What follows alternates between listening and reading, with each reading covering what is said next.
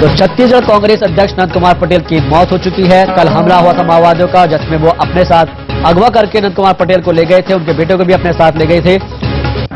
और फिलहाल यहां पर यह कहा जा रहा है कि नंद कुमार पटेल का शव जो बरामद किया गया है उसके अंदर उनके सिर में गोली लगी हुई है। इसके अलावा उनके साथ एक और शव वहां पर पड़ा हुआ मिला है, जो ये बताया जा रहा है कि वो उनके बेटे दिनेश पटेल का है। तो 2 शवों की यहां पर पुष्टि कर दी गई है और 2 शव मिले हैं। हालांकि दूसरा शव ये इस बात की पूरी तौर पर पुख्ता तौर पर पुष्टि नहीं की गई है कि वो दूसरा शव दिनेश पटेल का ही है, क्योंकि जो दूसरा शव है वो पेट के बल लेटा हुआ है और उसका चेहरा बिल्कुल साफ नहीं हो पा रहा है। लेकिन कद काठी की अगर बात की जाए, कपड़ों की अगर बात की जाए, तो वो दिनेश पटेल के ही बताए जा रहे हैं। लेकिन अभी आधिकारिक तौर पर इस तरह से कोई पुष्टि नहीं हो पाई है कि वो दिनेश पटेल का ही शव है।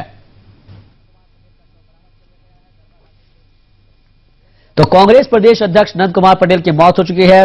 नंद कुमार पटेल का शव बरामद कर लिया गया है। दरबा घाटी में रेस्क्यू ऑपरेशन चलाया जा रहा था। हालांकि तेज बारिश थी, रेस्क्यू ऑपरेशन के अंदर काफी बाधाएं, काफी दिक्कतों का, मशक्कतों का सामना करना पड़ा। लेकिन फिलहाल नंद कुमार पटेल का शव भी बरामद कर लिया गया है और उनके बेटे के शव के बरामद करने की भी खबरें आ रही है। लेकिन अभी पुख्ता तौर पर इस बात की पुष्टि नहीं हो पाई है कि उनके बेटे दिनेश पटेल की भी मौत हुई है या नहीं, क्योंकि वहां पर जो शव पड़ा हुआ है नंद कुमार पटेल के बराबर में ही, वो यहां पर बताया जा रहा है कि दिनेश पटेल से ही मिलती जुलती उसकी करकाठी है और जो कपड़े हैं वो उससे मिलते जुलते हैं। लेकिन जो चेहरा है वो ढका हुआ है, क्योंकि यहां पर चेहरा, जो शव है वो पेट के बल लेटा हुआ है और इसकी वजह से उसकी बात की पुष्टि नहीं हो पाई है कि ये जो शव है वो दिनेश पटेल का ही है।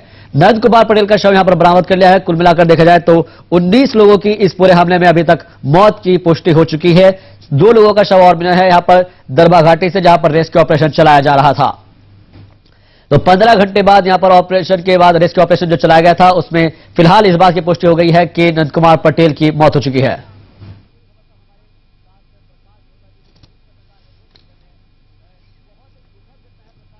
और इस पूरी खबर पर हमारे साथ प्रकाश होता जी, जो वरिष्ठ पत्रकार है, वो जुड़ गए हैं। बहुत दुखद घटना है प्रकाश जी यहां पर अगर देखा जाए तो, और अब जो खबर आ रही है वो यही है कि नंद कुमार पटेल की भी मौत हो चुकी है।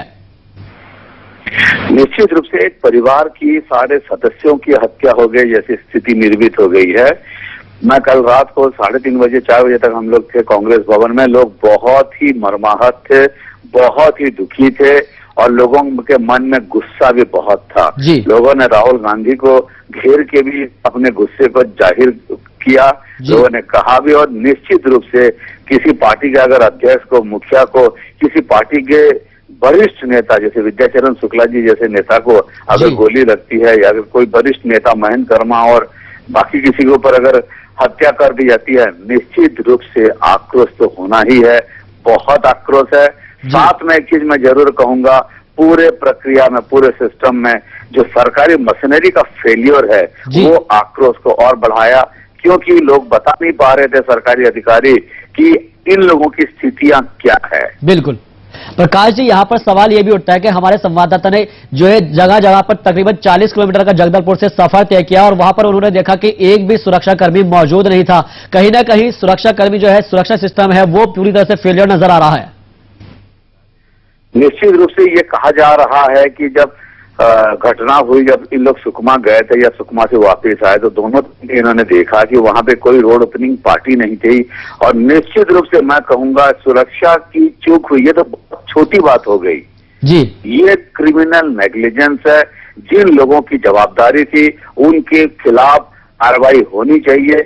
आज तक छत्तीसगढ़ में जितने भी घटनाएं हुए हैं, चाहे ताड़मटला है, चाहे एसपी वीके चौबे जी की शहीदी का बात हो, चाहे रानी बोतली में 55 पुलिस वाले मारे गए उसके कारण हो, किसी भी घटनाओं पे कार्रवाई नहीं की गई, जिम्मेदारी तय नहीं की गई, जिसका परिणाम यह है कि छत्तीसगढ़ का पहला होम मिनिस्टर नंद कुमार पटेल के कल से अगवा होने के, कल से जानकारी नहीं होने के बावजूद भी यहाँ की पुलिस अपने एक्स होम मिनिस्टर के बारे में जानकारी देने में असमर्थ रही। बिल्कुल, तो कहीं ना कहीं सुरक्षा व्यवस्था बिल्कुल लचर है और शायद इसी का जो फायदा है वो नक्सली उठाते हैं, क्योंकि उनको भी लगा होगा कि जब यहां से कांग्रेस की परिवर्तन यात्रा निकाली है उसके दौरान भी यहां पर कोई सुरक्षा व्यवस्था अच्छी नहीं होगी और शायद इसी चीज का फायदा वहां पर नक्सलियों ने उठाया। देखिए, अभी तक इन लोगों ने सुरक्षा ना गांव वालों को प्रोवाइड कर पाए, ना किसी को दे पाए।